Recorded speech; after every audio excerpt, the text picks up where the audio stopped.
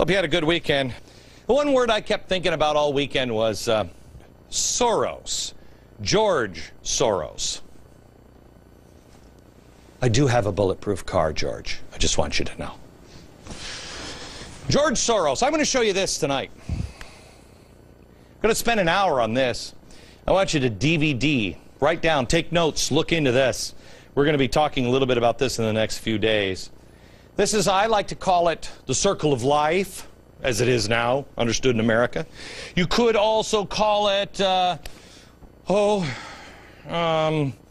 it's a small world. It's a small world after all. I like to call it instead Crime Inc. Here's how you play the game. First of all, you have to be somebody who is in with the administration. If you're in with George Soros and the administration, you can play. You start here and you just go around, okay?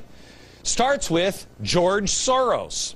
He's the billionaire progressive activist who doesn't mind throwing his money around. His seemingly unending quest for big government control is kind of strange, perplexing to me, honestly, because he was born in Budapest, Hungary.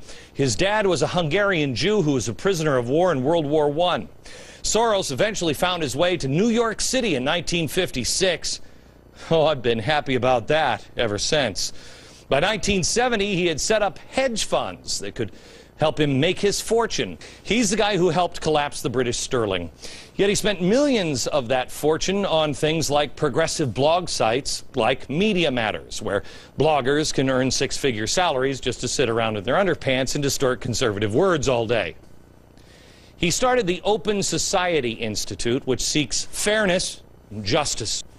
He also helped start the Tides Foundation, which among its many super classics are the anti-capitalist Story of Stuff indoctrination video. That's George Soros money. Great. Shown in schools all across America to warp your children's brains and to make sure they know how evil capitalism is. He's also a globalist. He's one of the power players trying to establish a new world.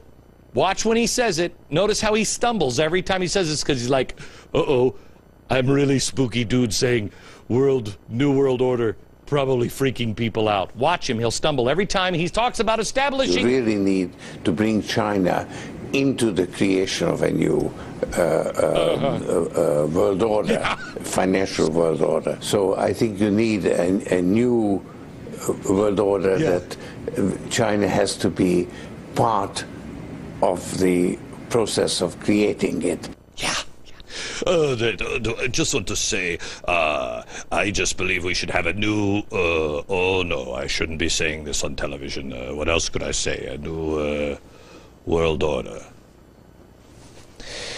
He's also a guy, I don't know if he's a radical that has been trying to implement the Cloward and Piven strategy on collapsing the system, but he's one of the guys who's capitalizing on it.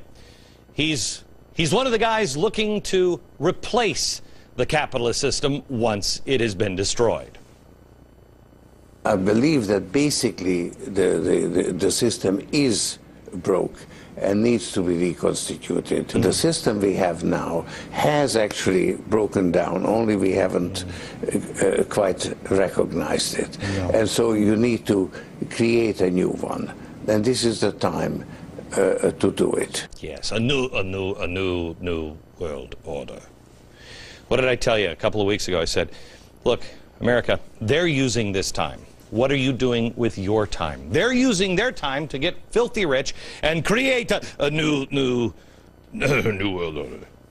Did I say that out loud? Yes. Yes, you did. Perhaps his most effective creation is the Center for American Progress. That's next on our big Crime Inc. wheel. George Soros takes some of his spooky dude money and forms the Center for American Progress. Formed in 2003, he promised $3 million, but that number could be much higher, as Soros admits to spending $500 million a year on his various foundations. It's important to see what Soros is investing in. Could there possibly be any conflicts of interest? No, they're looking out for you. Through his Soros Fund Management Hedge Fund, Soros is heavily invested. I just want to show this. First, we start here. Crime Inc. George Soros, spooky dude. He starts Center for American Progress, headed by John Podesta. Center for American Progress with John Podesta selects the Obama transition team. Isn't this great so far? Next step, Soros. Soros is thinking about buying, almost $1 billion to Petrobras. Yeah, now this caught my attention.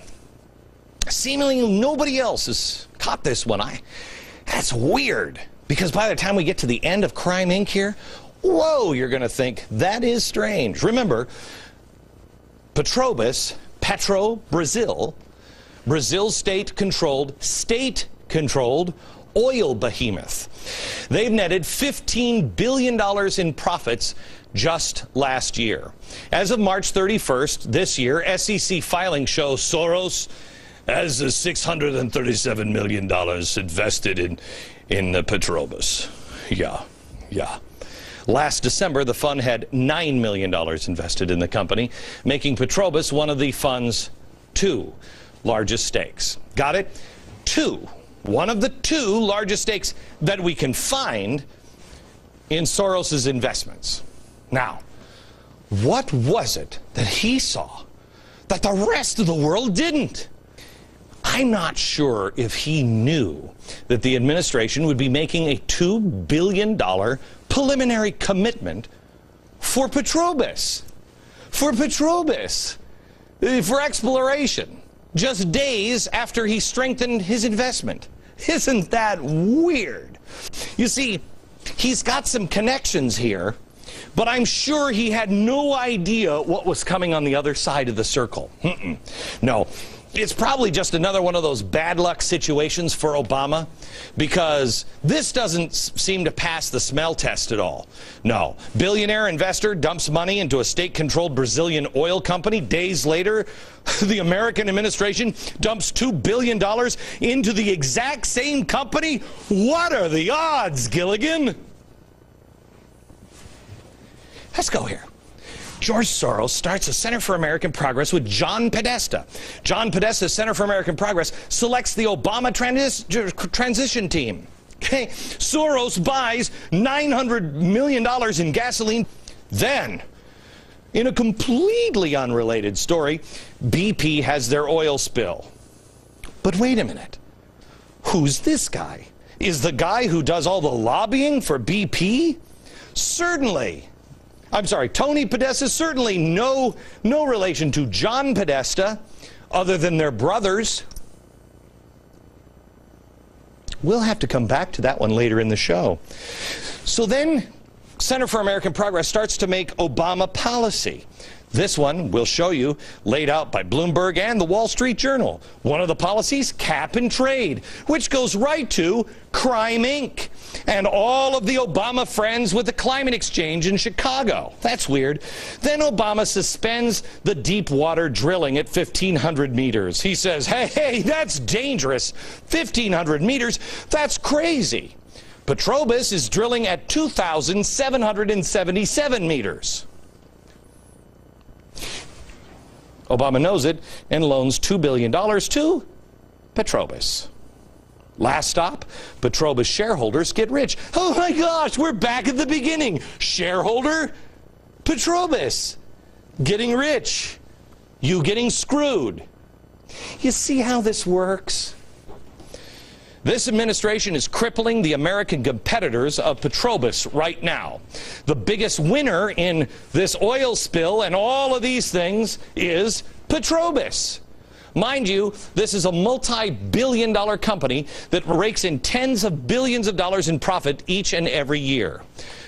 Why would we loan Petrobras $2 billion?